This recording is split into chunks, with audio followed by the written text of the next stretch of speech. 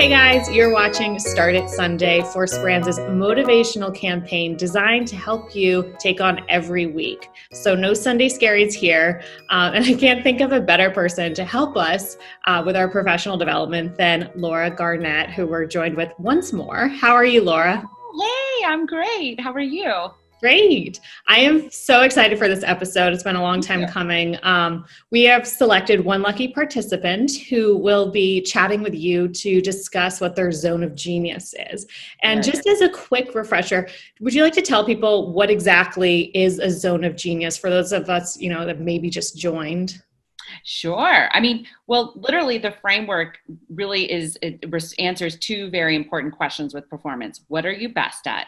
And what will give you purpose? So this is a science-backed framework that really has two data points, that genius and that purpose. And it really helps you manage challenge, intellectual challenge, as well as access intrinsic motivation. So if you have those two data points or those two aspects of yourself at play at work, there's absolutely no way that you can't love what you do and experience peak performance. So that is what it is. So without further ado, because I'm so excited for this conversation, I will introduce today's lucky participant, Martina Mirabella. I'll have you turn your camera on and join us. She is a digital product manager, and I'm going to go off screen and have you guys take it away.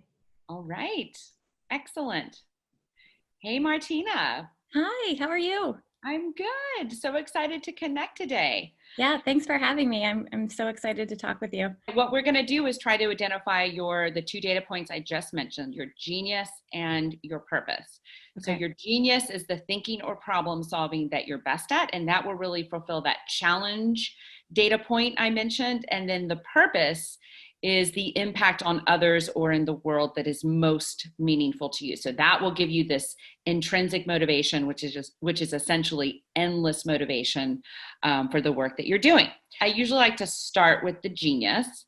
So tell me a recent moment where you felt like you were really in the zone intellectually. So that means that you were challenged by the thinking or problem solving that you were doing, and you were really energized by it as well, almost to the point where you were losing track of time.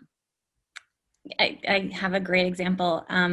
So I am in digital product management. So in product management, you're kind of like the nucleus of many different departments. I work with, marketing, I work with engineering, I work with a lot of different groups to deliver product enhancements, new products for our customers.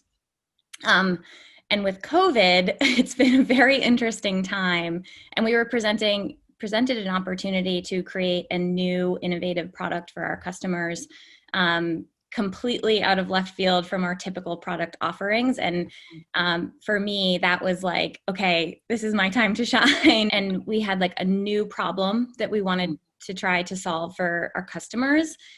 We had to come up with an innovative solution, and we had to get it to market really fast. Tell me about the part that I like the best. Tell me more about that. I have always, as a product manager, loved usability studies, interviews, customer discovery, just trying to understand what our customers want. As a product manager, I see that as my core responsibility, is to deliver products that will impact people's lives. So that ability to really understand the customer is it meaningful to you, or is it interesting, or both? I think it's both. I think it's the most meaningful part of what I do. Okay, so tell me how you go about understanding the customer. We'll kind of have an idea of what we want to do, or how we want to enhance our product, or perhaps a new feature. And we'll always get that in front of a customer and try to understand, in an unbiased fashion. User interviews or what I like the most too is to witness someone using a competitive service, or just naturally show us how you would solve this problem on your own. So you observe them, you're observing them. Mm-hmm, observational interviews. Yeah. And that's always been a fundamental function of my role. And you're saying that's one of your favorite parts? I would say. So what part of that do you enjoy the most?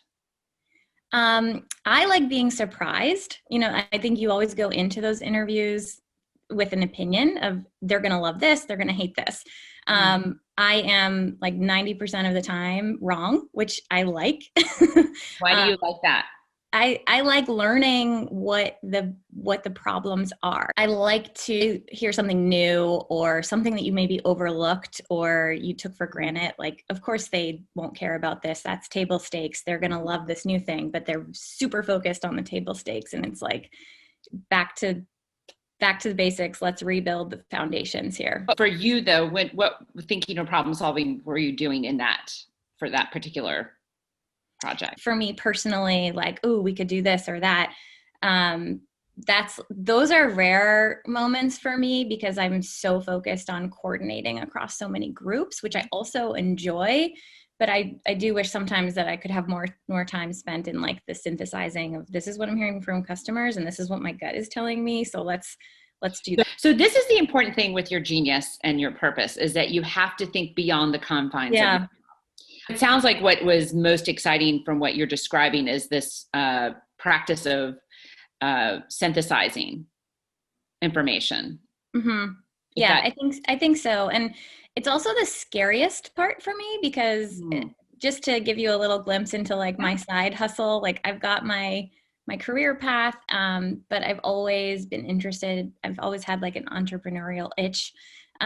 So I had a kids shoe business for a little bit on the side, and I'm working my whole life towards trying to launch my own business. My personal kind of like side hustle, that's been the scariest point, is like synthesizing that data. I used to send out like surveys to my customers for my side hustle, and I was scared to death of the feedback that came back, but it was what fueled like enhancements and making my business better. Scary, how? Describe the fear. I get nervous. Is it like a nervous, excited nervous, or a nervous, I want to throw up? Yeah, I think a little bit of both, right? Because when you put something out there, like a new product or anything in front of people, it's like your baby, you know, and you want people to like it, but you know that it's not going to be perfect. So it's kind of like, okay, here comes the feedback. Are they going to rip it apart? Or are they going to like it a little? Like, how much am I going to have to change it?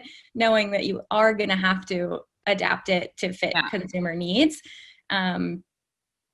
So it's exciting because it gives you like your next steps. Do you use this synthesis process with your side hustle? I do. I would like mail a box of shoes to parents at home for them to try on kids' shoes at home. They bought what they kept. They sent it back, kind of like a Stitch Fix sort of concept. Yeah. So I would like aggregate all of that into like spreadsheets and look for themes of like, okay, I clearly have to change from this amount of shoes to this amount of shoes, or like the price point's a little bit off, or like I need to do a better job asking. And how enjoyable was that process with the Excel sheet? It was exciting. It was like the most enjoyable part, I think. You know, as much fun as it was, like late nights packing up boxes. I love logistics and things like that as well. But that's like where the real kind of keys to success are in the customer voice for me. Any kind of customer feedback on a product that like I am responsible for, it definitely like ignites a fire inside of me personally. I'm like excited about what I need to do to make the product better, to like get after that customer delight moment. What you're describing and what I'm observing is this kind of pattern recognition or synthesis, you know, where you're taking lots of information and you're streamlining it into one concept, and then you're kind of using that to drive action. So then, you know, let's talk about the purpose. So there's a couple words that you've said, understand, something you've said a lot. And you said it was really, when I asked you for a zone moment, you mentioned understanding customers' needs, which actually that is more of an impact. That's more in the purpose bucket than the genius bucket, because and this is something that I find people get really easily confused with. They think they're having a zone moment, but it's really a purpose moment. Because the intrinsic motivation, it's sometimes hard to distinguish if you're not practiced between intrinsic motivation and an intellectual like firestorm, which is what happens when you're using your genius. Right. And ideally, the ideal scenario, that's what's so powerful about these 2 data points, is that your genius, your intellectual superpower, is in service to the impact that you want to have, your purpose. But in absence of that information, you might just feel like, oh, it's really meaningful for me to help. I just love helping people understand stuff. But that you're talking about the impact. Mm-hmm. That when someone feels understood, that does something for you. Here's the way the purpose works. So the way that you try to understand your clients, your customers,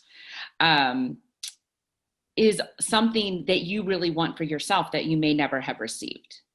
This is exactly what the Zone of Genius does, because here's from a business perspective, from marketing's perspective, for you to really get clear on the experience that you're delivering unconscious, like you're not conscious of this because it's so much a part of who you are.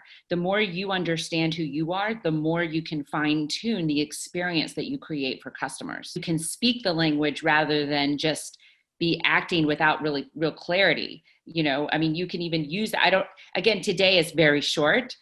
That word understand is what I'm hearing from you. And when you use actual words over and over without thinking about it, that's a message to me. Fascinating. You will be able to, after this conversation, you can go away. And I promise you, once you start to pay attention and say, am I really trying to help people understand themselves? Do I want to be understood? You will see almost in every aspect of your life whether or not that resonates. Because the core emotional challenge is pervasive. It really kind of flows into every aspect of your being. I've had all of my clients come back to me and they're like, wow, I had no clue what a powerful realization that is, because it's it's everywhere I go. Every time you get annoyed, if you pause and say, is it because I'm not being understood? And that's the right core emotional challenge. That's what it is. I feel like this is going to be a significant unlock for me personally. Great. That's what it's meant to do. But again, this sounds like, to the people listening, this is what is so interesting. The idea of knowing who you are is not just a nice to have. This is actually business critical, because when you think of how you deliver value, this is how you deliver value without even knowing about it. Once you're clear, they're going to be like, I'm going to buy from you forever because she really gets me. Do you know what I mean? Yeah. I love that.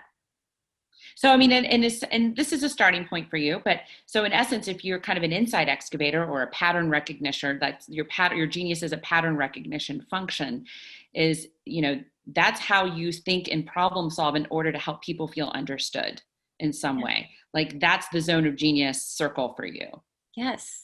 This is great. You've totally made my Monday, which is hard to do. That's great. And so this is what I would say, like, this is a starting point. So I would just highly suggest going to my website and downloading the Zone of Genius tracker. And you'll find that on the book tab. For either book, you can go and download it. And so the Zone of Genius tracker will just help you take this language that we've created today.